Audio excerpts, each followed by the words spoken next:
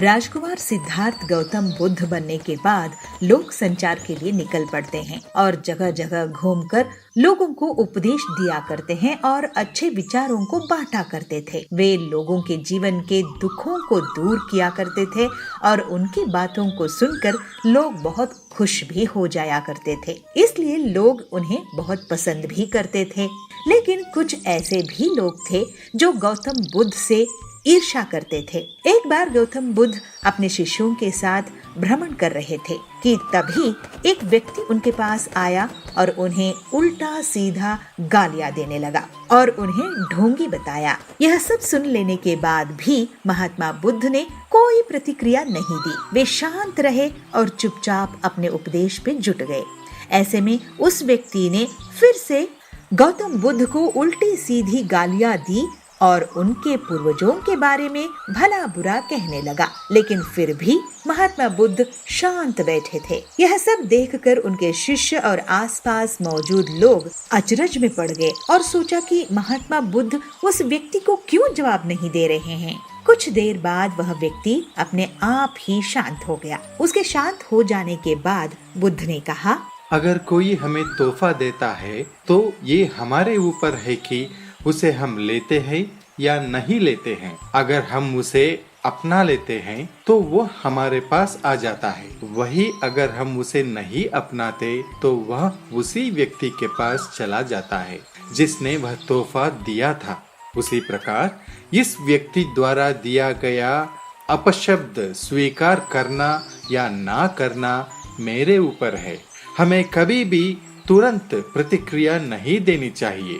हमें हमेशा शांत होकर सही या गलत के बारे में विचार करके प्रतिक्रिया देनी चाहिए। इससे बुरी से बुरी बातें टल जाती हैं और मुसीबतों से छुटकारा भी मिलता है। बुद्ध की यह सब बातें सुन लेने के बाद वह व्यक्ति शर्मिंदा हो गया और तुरंत बुद्ध के चरणों में गिर गया और उनसे माफी मांगने लगा। गौतम बुद्ध उसे माफ किया और फिर आगे बढ़ चले। जिंदगी हमें सब कुछ देती है। कुछ भी स्वीकार करना या ना करना यह हमारा पसंद और नापसंद पे है। हमें जीवन के लिए अच्छी चीजों को स्वीकार करना चाहिए। ऐसी चीजों को अस्वीकार भी करना चाहिए जो हमारे जीवन के लिए अच्छी नहीं है। और यह भी है कि दूसरों द्वारा किया गया अपमान सच में हमारा अपमान होता है। आप अपमानित तब होते हैं जब आप अपनी प्रतिक्रिया देते हैं। अगर आपका कोई अपमान करे तो उसे आप एक अच्छी प्रतिक्रिया दीजिए।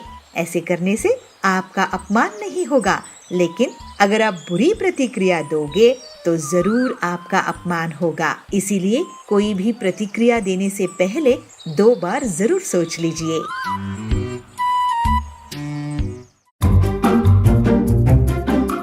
चंद्रा और सुशी दोनों बहुत अच्छे दोस्त थे। चंद्रा एक दिन अपनी दोस्त सुशी के घर आती है।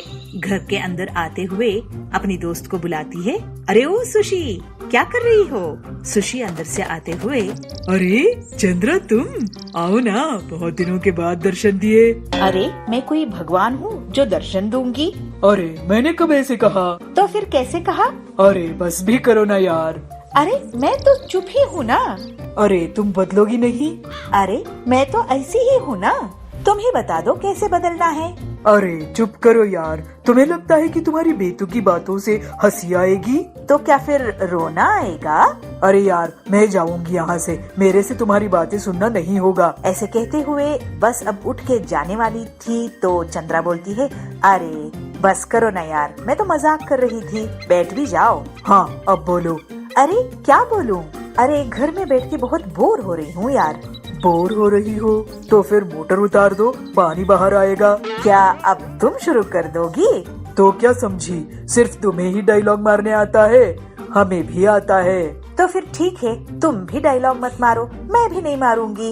मगर तो फिर क्या, ऐसे क्यों गैप दे रही हो? अरे गैप मैंने नहीं दिया यार, गैप आ गया। चलो कोई बात नहीं, ऐसे ही टहलते हुए जाके पॉन्ड में जाके फिशिंग करते हैं। क्या मछली पकड़ना तुम्हें आता है क्या? अरे वो क्या बड़ी ब्रह्म विद्या है? उसमें क्या बड़ी बात है, किनारे पे बैठ के पासा फेंक दिया तो हो गया। क्या फिशिंग इतनी इजी है? अरे धरती पे ऐसा कोई काम नहीं है जो नहीं कर सकते। ओ बस बस बस, फिल्म की डायलॉग नहीं चाहिए। अगर तुम्हें आता है तो फिर चलो। अरे मुझे भी नहीं आता है, मगर ट्राई तो कर सकते हैं ना। ठीक है चलो, मगर तुम मछली पकड़ के करोगी क्या? हाँ, मार्केट में जाके बेचूंगी। क्या तुम भी? चलो कोई बात नहीं, आप मसाला वसाला सब लेके आना, वहीं पे बैठ के हम मसाला उसको लगा के उसको फ्राई करके खा जाएंगे। अच्छा तो फिर चलो। ऐसे ही बात करते करते दोनों फांसे को लेके वहाँ से पॉन्ड के पास आते हैं। अरे चंद्रा, हमने फांसे तो लाए, मगर केंचुए कहाँ है? केंचुए? वो कहाँ से लाऊंगी? अरे केंचुए के बारे में पता नहीं है, मगर फिशिंग करना है। फिशिंग करना है तो केंचुए कहाँ मिलेंगे, वो पहले जानना है। अरे तुम बड़ी हो गई, मगर अकल बिल्कुल नहीं है। फिशिंग करने के लिए केंचुए की बहुत जरूरी होती है। पहले फांसे में केंचुए को लटकाना है, फिर पानी में छोड़ना है। अरे वाह, तुम्हें तो बहुत कुछ पता है। हाँ, मुझे अब पता चला कि तुम्हें कुछ भी पता नहीं है। ठीक है चलो, वहाँ पे कीचड़ में जाके केंचुए मिलते हैं क्या पता लगाते हैं। ऐसे ही बात करते हुए नजदीक में जो कीचड़ था वहाँ पे केंचुए को ढूंढने निकलते हैं, तो वहाँ उनको कुत्ते की पिल्ले की भौंकने की आवाज सुनाई देती है। अरे सुशी, यहाँ पे कुत्ते की पिल्ले की भौंकने की आवाज आ रही है। बात तो सही है, मगर इस जंगल में कुत्ते की पिल्ले की आवाज कहाँ से आई? चलो देखते हैं। ऐसे ही ढूंढते ढूंढते एक पेड़ के नीचे जा पहुँचते हैं। दो कुत्ते की पिल्ले कीचड़ में बाहर आने के लिए ट्राई कर रहे हैं। उसको देखते हुए ही चंद्रा, अरे कुत्ते की पिल्ले की हालत तो देखो, कीचड़ में फंस गए हैं। चलो उनको बाहर निकालते हैं। दोनों जाते हैं और कुत्ते की पिल्ले को बाहर निकाल के अच्छे से पानी से धो के उनको साफ करते हैं। उन दोनों को पेड़ के नीचे बिठा के उनके सामने बैठ के सोचते हैं, अरे शायद इनकी माँ खाना ढूंढते हुए कहीं गई होगी। हाँ, यहाँ पे इनको कोई शेल्टर भी नहीं है। हाँ, मुझे भी वही लग रहा है कि इनकी घर भी नहीं है यहाँ। चलो हम दोनों मिलके इनके लिए घर बनाते हैं। बहुत अच्छी सोच है, चलो बनाते हैं। कहते हुए वहाँ पे मिट्टी, पत्थर, लकड़ी सब ढूंढ के तैयार करते हैं। उस छोटे से घर में उन दोनों बच्चों को बिठाते हैं। वो दोनों कुत्ते की पिल्ले इनकी तरफ बहुत प्यार से देख रहे हैं। अरे तुम दोनों को भूख लगी है? हाँ, बहुत भूख लगी है। हमारी माँ खाना ढूंढने के लिए बाहर गई है। अच्छा, कोई बात नहीं, आपके लिए खाने के लिए हम ढूंढ के लेके आते हैं। कहते हुए नजदीक जो पॉन्ड था वहाँ से फिश पकड़ के लाके अच्छे से फ्राई करके उन दोनों कुत्ते की पिल्ले को खिलाती है। बहुत बहुत धन्यवाद माता जी। आपकी पेट भर गया ना? हमारे लिए उतना ही काफी है। अरे हम इधर आके कितनी देर हो गई, इनकी माँ तो अभी तक नहीं आई। मैं भी वही सोच रही हूँ, अब तक क्यों नहीं आई। चलो आसपास हम ढूंढ के आते हैं। कहते हुए आसपास में ढूंढते हैं। उन कुत्तों की माँ कहीं नजर नहीं आती। हताश होके फिर उन कुत्तों के पास आके, अरे तुम्हारी माँ तो कहीं नजर नहीं आ रही है, कहाँ गई है, उसे क्या हुआ है, किसे पता। उनकी बात सुन के दोनों कुत्ते के पिल्ले रोने लगते हैं। माता जी, हमारी माँ को ढूंढ के दो ना, आपकी बहुत मेहरबानी होगी। कहते हुए दोनों जोर जोर से रोने लगते हैं। उन्हें रोते हुए देख के चंद्रा कहती है, अरे रो मत, आपकी माँ को हम ढूंढेंगे। चंद्रा के पास एक मैजिक जीनी रहता है, तो उसको बाहर निकाल के उस जीनी से पूछती है, उन कुत्तों की पिल्लों की माँ कहाँ है। अपने आका की बात मानते हुए उन कुत्तों की माँ कहाँ है वो ढूंढ निकालती है। उन पिल्लों की माँ को दो बच्चे रुला रहे हैं। उसकी पूंछ को खींचते हुए, उसको पत्थर से मारते हुए उसको तकलीफ पहुँचा रहे हैं। उसको देखते हुए चंद्रा कहती है, अरे इन पिल्लों की माँ को कोई रुला रहा है, तकलीफ दे रहा है, उसको तो मार ही देंगे। चलो चलो पहले उसको बचाते हैं। कहते हुए उन पिल्लों की माँ के पास आके उन दोनों बच्चों को डांट डपट के, अरे पागल बच्चों, थोड़ी सी भी अकल है, बेजुबान जानवर को मारने की आपके दिल में ख्याल कैसे आई? जरा भी आपको डर नहीं है? अब के बार इस कुत्ते के बारे में आपने ये सोचा तो हाथ तोड़ दूंगी। चलो भागो यहाँ से। कहते हुए उन दोनों बच्चों को वहाँ से भगा के उस कुत्ते को ले आके उनकी पिल्लों के पास छोड़ देते हैं। ये लो, तुम्हारी माँ आ गई। माँ को देखते ही दोनों पिल्लों ने दौड़ के आके अपनी माँ को गले लगा के खेलते रोते हंस रहे हैं। उस दृश्य को देखते हुए चंद्रा और सुशी की आंखों में भी पानी भर आता है। चलो अब हम चलते हैं, कहते हुए पीछे मुड़ के देखते आगे चल पड़े। तभी चंद्रा को लगता है कि अपने दुपट्टा कोई खींच रहा है। पीछे मुड़ के देखती है तो उसको आश्चर्य होता है। दोनों कुत्ते के पिल्ले चंद्रा की दुपट्टा को खींच रहे हैं। तब प्यार से चंद्रा उनके पास जाके, अरे तुम्हारी माँ तो आ गई है ना, अब डरने की कोई बात नहीं है, कहते हुए वहाँ से निकल पड़ती है। बहुत दूर तक कुत्तों की पिल्लों ने चंद्रा को ही देख रहे थे। सुशी भी चंद्रा को देख रही थी। अरे ऐसे क्यों देख रही हो? अरे चंद्रा, मैं तो तुम्हें बातूनी चुलबुली ही समझती थी, मगर तुम्हारी दिल में भी इतनी दया कृपा है, ये मुझे अभी पता चला। मेरी दोस्त है, इसके लिए मुझे बहुत गर्व होता है। कहते हुए दोनों हंसते खेलते घर पहुँचते। एक जंगल में एक हरा भरा आम का पेड़ था। आम के पेड़ पर संगीत नाम की एक कोयल रहती थी। उसने बहुत सुंदर घोंसला बनाया हुआ था, जिसमें उसके छोटे छोटे बच्चों के साथ वो रहती थी। छोटे होने के कारण वो बच्चे अभी उड़ना सीख ही रहे थे, तो संगीत उनके लिए खुद वो खाना ढूंढ कर लाकर अपनी चोंच से प्यार से खिलाती थी। एक दिन जोरों शोरों से बरसात शुरू हो गई। बिजली गरज रही है, बारिश हो रही है। तभी संगीत के बच्चों को जोर से भूख लगने लगी। माँ, भूख लगी है माँ। अरे बच्चों, मैं कुछ ना कुछ इंतजाम करती हूँ। देखते ही देखते बच्चे जोर जोर से चिल्ला के रोने लगे। एक बच्चे को देख के दूसरा बच्चा रोने लगा। माँ, माँ, मुझे भी भूख लग रही है माँ, कुछ ना कुछ तो दो ना। संगीत को बहुत चिंता हुई। अपने बच्चों को रोते हुए संगीत को नहीं देखा जा रहा था। वह उन सबको चुप कराने की कोशिश कर रही थी, किंतु बच्चे भूख से तड़प रहे थे। माँ देखो ना, कल का कुछ भी हो चलेगा, मैं खा लूंगी। इस बात से संगीत उदास होने लगी, क्योंकि घर में कुछ नहीं था। संगीत सोच में पड़ गई। अरे इतनी जोर बारिश हो रही है, मैं खाना कहाँ से लाऊंगी? मगर मैं खाना नहीं लाई तो बच्चों को भूखा शांत कैसे कर पाऊंगी? ऐसे मन में अपने हिसाब किताब लगा रही है और सोच रही है। काफी सोचने के बाद संगीत ने एक लंबी उड़ान भरी और पंडित जी के घर आ पहुंची। पंडित जी ने प्रसाद में मिले चावल, दाल, फल, सब्जी सब सूखने के लिए आंगन में रखा हुआ था। कोयल ने उसको देखा। अरे यहाँ पे तो काफी सारा भोजन है, मैं अपने बच्चों को जरूर पेट भर खिला सकती हूँ।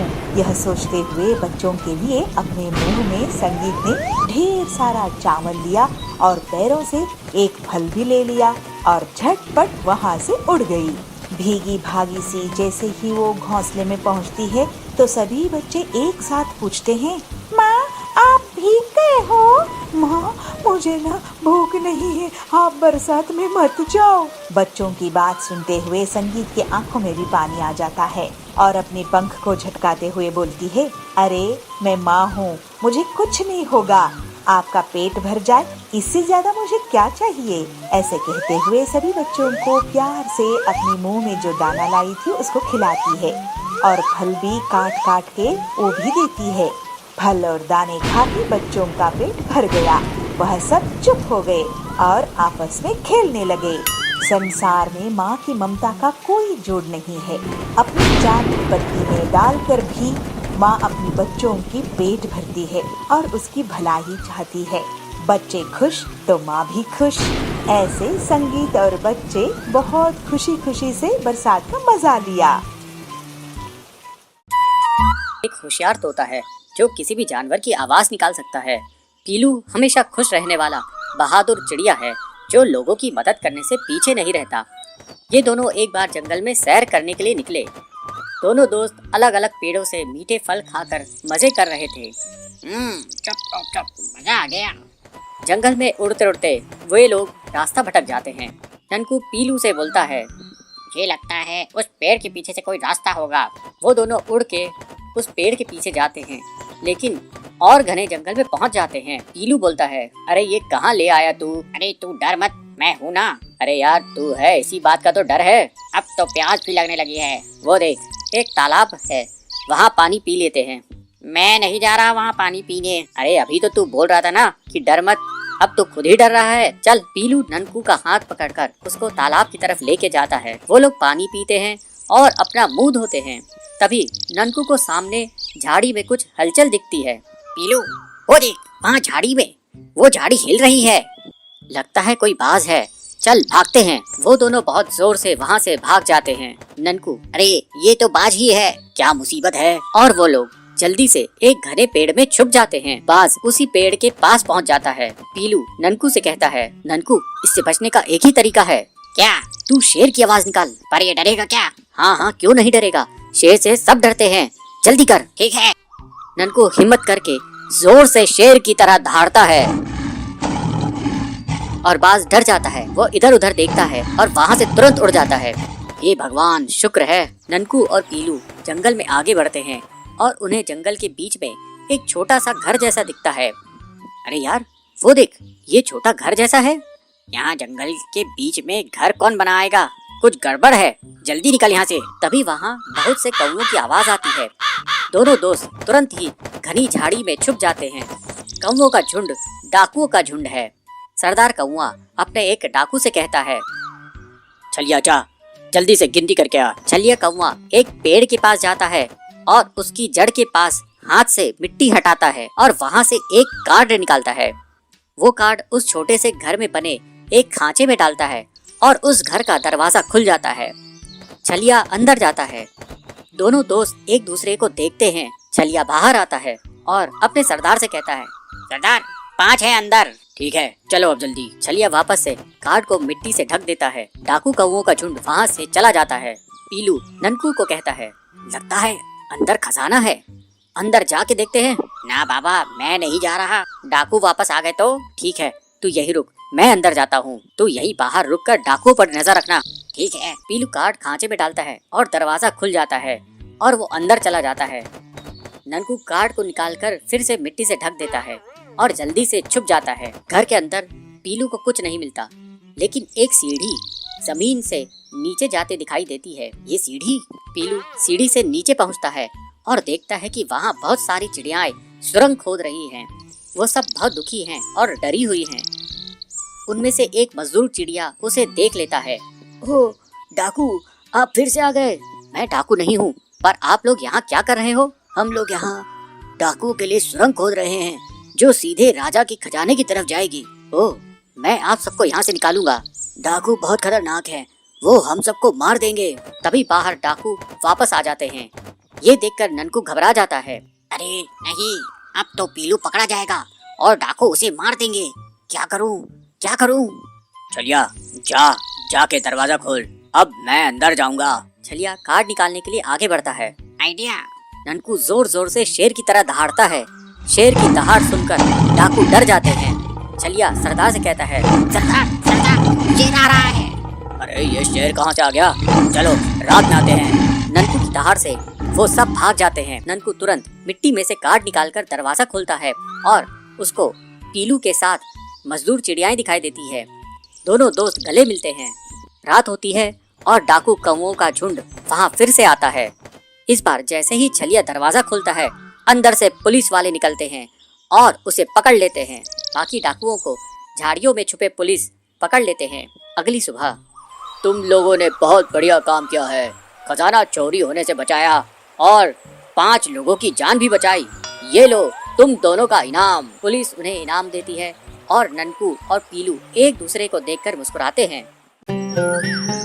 नंदनवन में पीलू चिड़िया अपने पति बबलू के साथ रहती थी। बबलू कबूतर बहुत ही आलसी था। वो कोई काम धंधा नहीं करता था। घर का खर्च चलाने के लिए पीलू चिड़िया पड़ोसियों के यहाँ कुछ काम कर लिया करती थी। ऐसे ही समय बीतता जाता है और पीलू चिड़िया को 2 बच्चे होते हैं। पीलू चिड़िया परेशान हो जाती है। वो सोचती है, हे भगवान, अब तो 2 बच्चे हो गए हैं, मैं घर का खर्च कैसे चलाऊंगी? मेरा पति आलसी और निकम्मा है, इससे तो कोई उम्मीद करना ही बेकार है। इस तरह कुछ दिन बीत जाते हैं, लेकिन बबलू कबूतर आलसी का आलसी ही रहता है। पीलू चिड़िया उस पर एक दिन जोर से चिल्लाती है, अरे कैसे पति हो, तुम्हें हमारा कुछ ख्याल नहीं? अरे मेरा ख्याल नहीं तो कम से कम बच्चों का तो सोचो, कुछ काम करो, उनके भविष्य के बारे में कुछ सोचो। क्या तुम नहीं चाहते कि हमारे बच्चे भी दूसरे पक्षियों की तरह आराम से जिंदगी गुजारे? तुम्हें कुछ तो शर्म आनी चाहिए। बबलू कबूतर गुस्से से उठता है और कहता है, अरे कमबख्त, मुझे चैन से सोने दे, जब देखो चिक चिक करती रहती है। क्या मैं नहीं करता तेरे बच्चों की देखभाल? मैंने नहीं कहा था तुझे बच्चे पैदा करने के लिए, तूने पैदा करी है, तू ही उन्हें संभाल, मैं अब तेरे साथ नहीं रहूंगा, मैं चला। ऐसा बोलकर बबलू कबूतर घर छोड़कर चला जाता है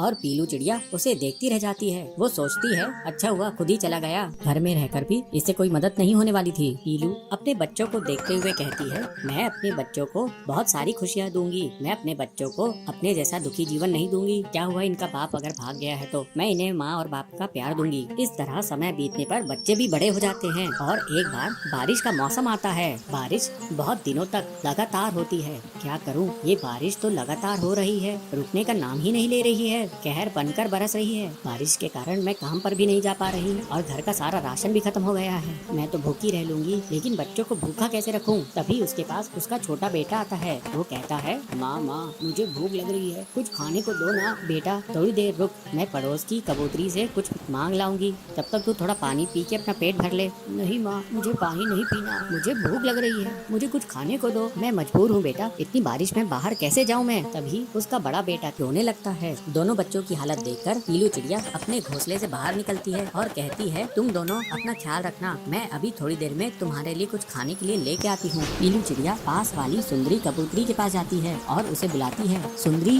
ओ सुंदरी बहन, थोड़ा बाहर तो आओ। बहन मुझे थोड़ा अनाज दे दो, मेरे बच्चे भूख से तड़प रहे हैं। इतनी बारिश में तुम्हें तुम्हारी मदद नहीं कर सकती पीलू चिड़िया, अब तुम यहाँ से चली जाओ। पीलू चिड़िया निराश होकर अपनी एक अमीर सहेली के घर जाती है। पीलू बहन, मेरे बच्चे 2 दिनों से भूखे हैं, मुझे कुछ अनाज दे दो, तुम्हारे पास तो पैसे भी हैं, ये लो पीलू, एक बोरी अनाज, इससे तुम्हारा कुछ दिन तक काम चल जाएगा। अब जल्दी जाओ और जाकर अपने बच्चों को भोजन कराओ, वे भूखे होंगे। बहुत बहुत धन्यवाद बहन, तुमने सच्ची सहेली होने का फर्ज अदा किया है। पीलू अनाज की बोरी लेके अपने घोंसले की तरफ उड़ के जाती है। वो दोनों बच्चों को खाने के लिए अनाज देती है। वो दोनों बच्चे भोजन करके सो जाते हैं। कुछ दिनों बाद बारिश रुक जाती है। फिर पीलू चिड़िया खुशी खुशी काम पे जाती है और मेहनत करती है। मेहनत करके वो काफी धन जमा कर लेती है, जिससे वो अपनी सहेली का उधार भी चुका देती है और अपने बच्चों की अच्छी परवरिश करती है। इस तरह पीलू चिड़िया अपने दोनों बच्चों का जीवन सुधारने में सफल होती है।